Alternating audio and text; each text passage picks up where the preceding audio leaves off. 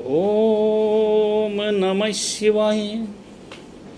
ओम नमः शिवाय। हर हर महादेव।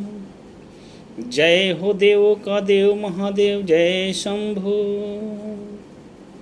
ओम नमः शिवाय।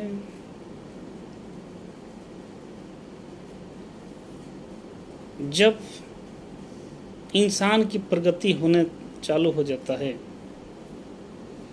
एक चीज़ की खुशी जरूर होती है, ये सोच करके देख करके कि वो इंसान कुछ ऐसा सत्कर्म कर रहा है, ऐसा अच्छा कर्म कर रहा है, उसके अंदर एक कुछ अच्छाई आ चुकी है कि जिसके चलते उसके द्वारा सत्कर्म हो रहा है, अच्छा कर्म हो रहा है और उसका उत्थान चालू हो गया। वो प्रोग्रेस करने लगा, आगे बढ़ने लगा। आगे बढ़ना ये प्रभु का एक आशीर्वाद है और उस इंसान की कर्म मेहनत है। लेकिन जब वही इंसान कुछ कारणवश जब उसके अंदर एक दिखावा पैदा हो जाता है, एक हम पैदा हो जाता है, एक भ्रम पैदा हो जाता है, तो उस इंसान को कुछ समय बाद लगता है कि ये हमारा सब एक धरोहर है जो कि ऐसे फ्री में मिल गया, ऐसे हमारे पास आ गया।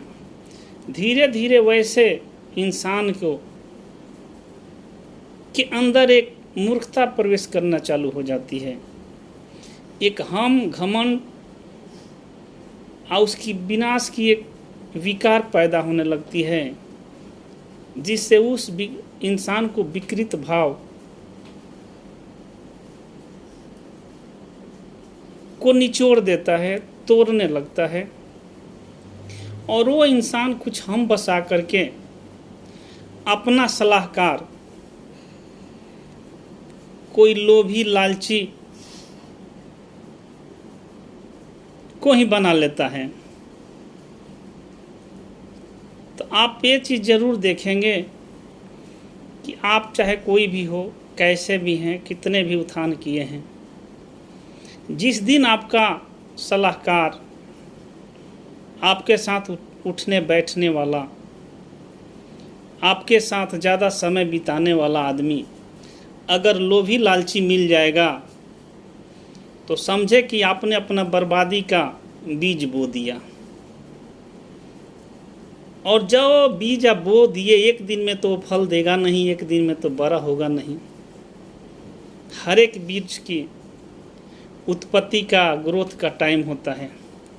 समय अनुसार वो बीज जब अंकुरित हो जाएगा और आपके ही इर्द गिर्द, आपके ही संरक्षण में जब वो पौधा पेड़ बनना चालू हो जाएगा, उस दिन से बर्बादी तो जब बीज वो बो दिया तभी से चालू होता है, लेकिन जब वो ग्रोथ करना चालू हो जाता है, मतलब उसकी बातों का असर जब आप पे खिलने लगता है, दिखने लगता है, उसकी बातों में आप घूमने लगते हैं, तो तभी से आपकी बर्बादी की एक शुरुआत हो जाती है।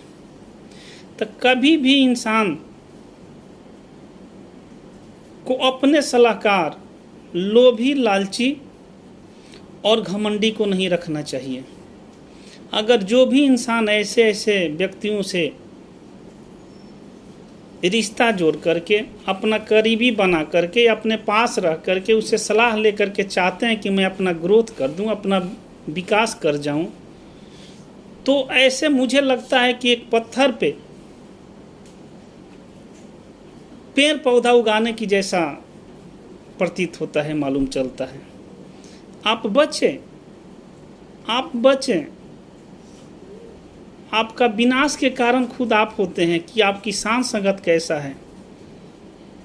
सांस संगत से बहुत प्रभाव पड़ता है।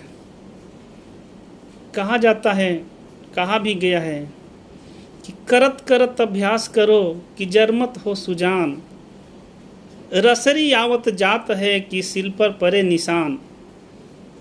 वो लोभी, वो लालची आदमी आपको बर्बाद करने के लिए ही तो आपसे दोस्ती किया है।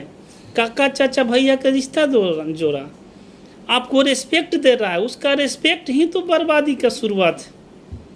वो ऐसे आदमी को आप जूते भी मारेंगे तो अगर आपको साथ पकड़ लिया तो छोड़ेगा नहीं, क्यों? वो जूते का मलाल नहीं करेगा।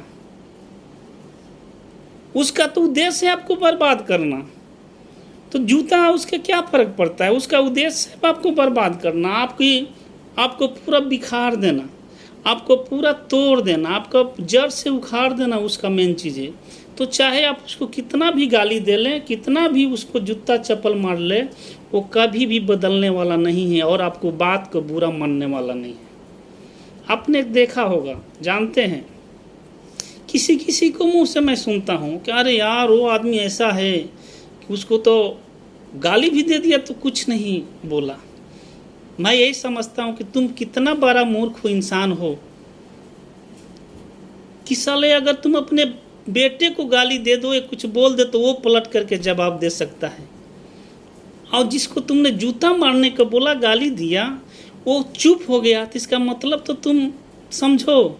लेकिन तुम क्या समझेगा? तुम तो अपनी मूर्खता में ही, पागलपन में ही, घमंड में ही खोए हो। तो तुमको ये चीज़ तो गहराई मालूम नहीं चलेगा ना कि वो एक आदमी तुम्हारे पीछे एक साये की तरह क्यों सटा हुआ है, क्यों तुम्हारे दिन रात तुम्हारे पीछे है। ये भी सोचो कि इस समय किसके पास इतना टाइम है। लेकिन वो व्यक्ति तुमको बर्बाद जब तक नहीं कर देगा तब तक वो शांत नहीं हो सकता। उसका उद्देश्य ही है तुमको बर्बाद करना।